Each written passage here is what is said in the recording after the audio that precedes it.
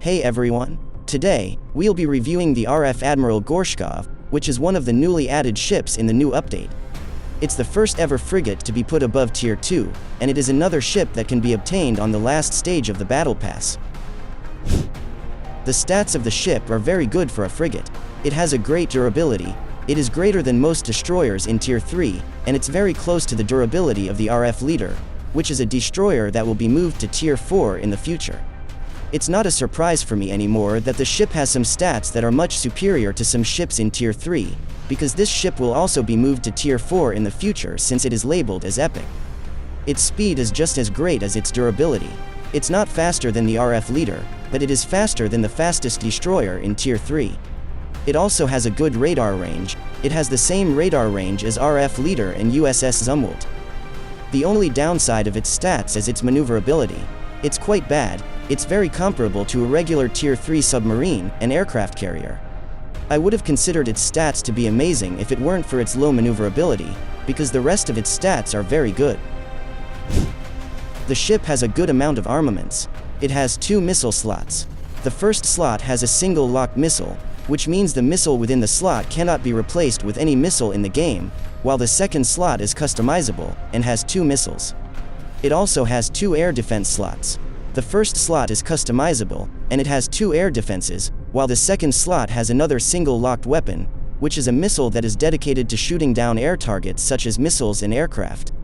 The ship also has 1 cannon in a single slot, 2 torpedoes in a single slot, and lastly, 1 helicopter in a single slot. Now I'll be using the ship to show you guys how it performs in the battle. I will also mention some interesting things about the ship that I can find during the match, and at the end, I'll give you guys my final opinion on this ship.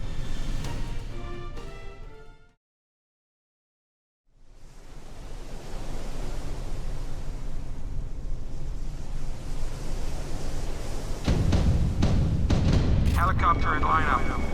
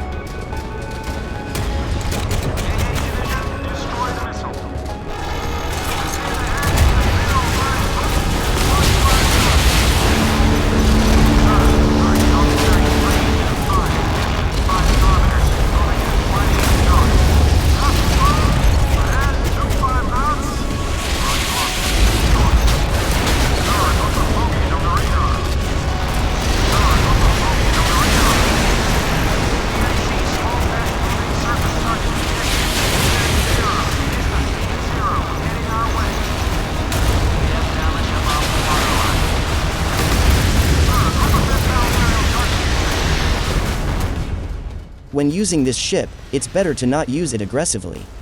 It does have the durability that allows you to survive multiple attacks, but it lacks firepower. You can't win if you exchange fire with ships such as Pyotr, KDX-2, Renhai, Zumwalt, and even Ashigara, as you're very likely to be overwhelmed by their firepower, especially if those ships are used by a highly experienced player.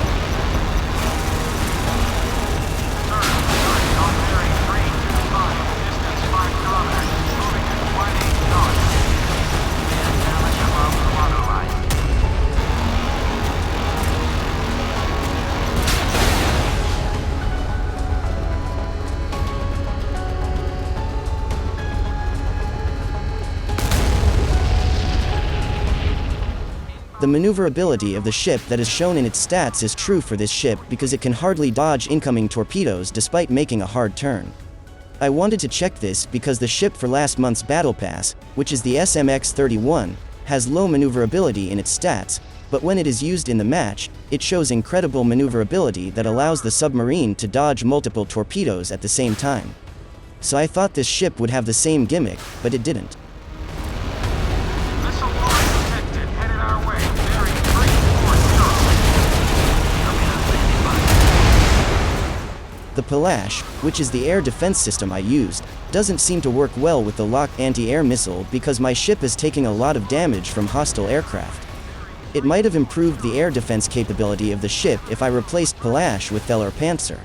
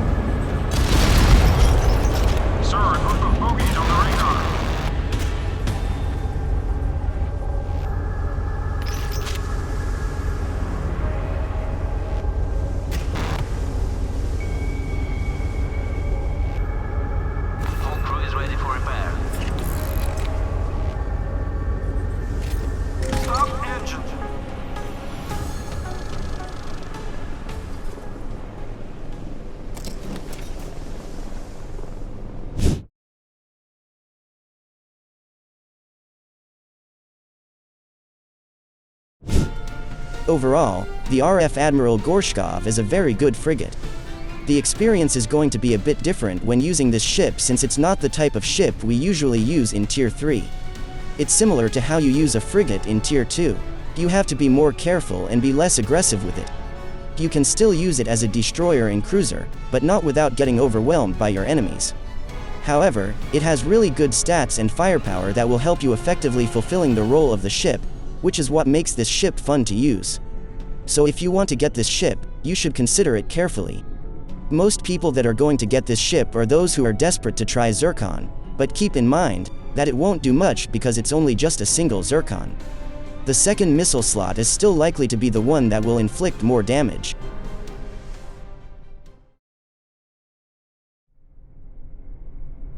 That will be all for today.